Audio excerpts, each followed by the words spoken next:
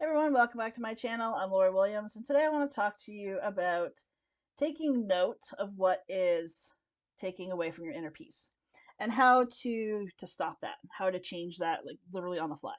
So ultimately, it comes down to it that anybody, anything, or anyone outside of you should never, ever, ever have enough control over you to change your emotions. Nothing outside of you should be able to affect your overall mood, your overall views and thoughts of yourself, or your views and thoughts of other people, well, not other people, but well, other people too, but the world around you in general. So ultimately, what you want to do is, I mean, when you get to working on yourself and have like self awareness, and you've gone through the healing and you've gone through all like the inner work stuff, you get to a point where your inner peace, you've worked damn hard for it, and you don't want anything to just change that or to be able to control that or to take that away from you. So I want to give you a little exercise of what you can do, and you can do this anywhere. You can do this on the fly, um, just to help you to maintain that sense of inner peace. So first and foremost, recognize what it is that is threatening to take away your inner peace. This might be something that somebody said. It might be something that someone did. It might be something that you did that you feel guilty for, or something that you said that you feel guilty for. I mean, obviously, if it's something that you did, I'm not saying it's an easy fix, but it's a lot quicker. Obviously, recognizing what you did wrong and apologizing for it where needed, and then forgiving yourself and moving on, kind of like releasing all the emotions around it. But if it's somebody else or something else, something has happened, let's say, like even having a car accident, for an example, or somebody saying that something about you that's very negative, or very hurtful. Ultimately, you want to make sure that you dial back into self, and you want to make sure that you are acknowledging that the change in your emotions. So if you go from being feeling happy to feeling sad because something has happened in your life, ultimately you are still responsible for that change in emotion. You have either changed it knowingly or changed it unknowingly. Unknowingly is basically like what I was talking about before of someone else outside of you or something else outside of you having the ability to change your emotions. You're still, even though it's not a conscious decision, you're still giving that thing or that person permission to change your emotions. And so ultimately, recognition of that, first and foremost, is like, taking responsibility for yourself and realizing that, yeah, I have allowed this situation to control my emotions and I need to bring it back. I need to just dial this in.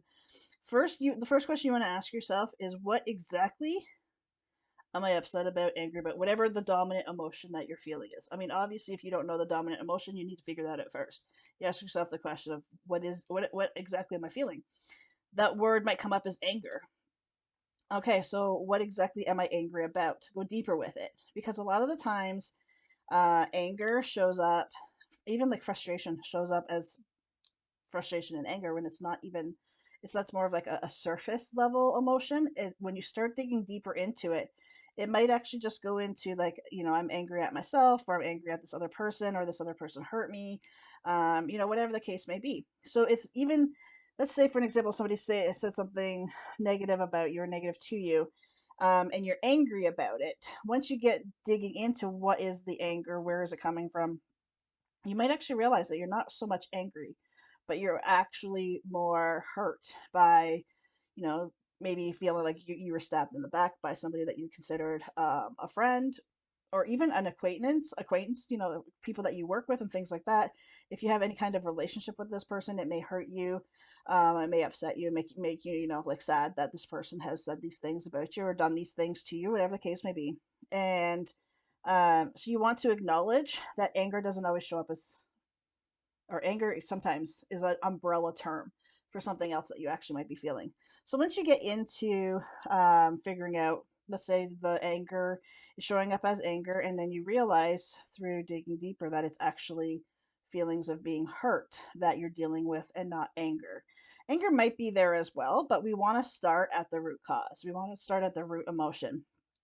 So once we get there and realize that, okay, the anger is actually hurt, then we can decide, to change that. It's like, okay, so how I like to change things, from, those perceived negative emotions, is I like to look at it of like, ask myself the questions, what am I learning from this situation? What is it about me that I have caused to have this interaction happen? Like, what is it? Do I need firmer boundaries? Do I need to be able to, um, like, stand up for myself more? Do I need to be able to kind of tell people that when they're crossing my boundaries, like, what is it? What is it specifically that I need to learn through this? Because there's always a lesson with absolutely everything. So the ultimate reason that you're doing this is to learn to use everyone, and I don't mean use in a negative, the negative sense of using people, but using everyone that comes into your life as a mirror. Because everybody, like, legitimately, everybody is a mirror, essentially. They come in to show you something about yourself, all the good, the bad, and the ugly. They are there to teach you. They are there to, help you to evolve and to grow. And honestly, sometimes that hurts. Sometimes that hurts. Sometimes growth is painful, and sometimes being able to work through, the hurt and the sadness and the anger and the frustration, that's where you get your most exponential growth and your exponential, like, that's where, like, you grow in leaps and bounds, and you evolve in leaps and bounds.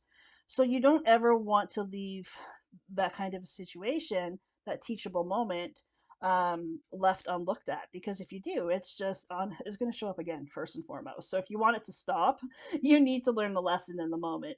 It's just going to show up with different people if you don't learn it. And ultimately, don't be hard on yourself. If you miss it the first time, then that's fine. You miss it the first time.